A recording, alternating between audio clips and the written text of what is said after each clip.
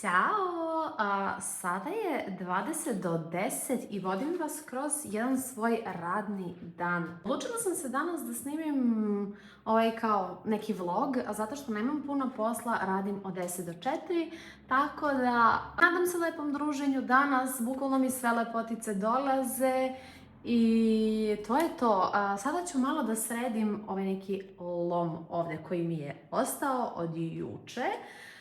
I onda čekamo našu prvu devojku da dođe. Inače, nisam rekla, bukvalno su mi svi termini vezani. Ja ponekad tako zakazujem i shvatila sam vremenom da nisam normalna zbog toga, ali šta da se radi. Inače, odlučila sam se da snimam danas zato što nemam samo šminkanje, imam i jedan lash lift da radim, tako da mislim da će vam biti interesantno za gledanje.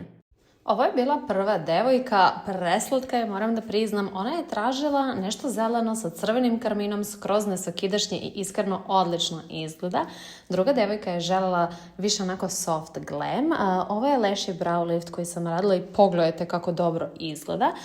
Sledeća devojka mi je kasnila skoro 20 minuta pa i nisam baš stigla da je slikam, ali pogledajte zato ovu lepoticu. I tu je i poslednja devojka, ja ne znam koja je lepša od koje. I ljudi, sada je, kao što vidite, 4 i skoro 10 i ja sam gotova za danas. Ostalo je samo još da se sredi ovaj haos ovde i onda idem kući. Sve je spremno i ja sam spremna i odlazim kući. Vi mi pišite u komentarima da li vam se dopada ovakav tip videa i da li biste voljeli da vidite još ovakvih videa. Nadam se da vam se dopao.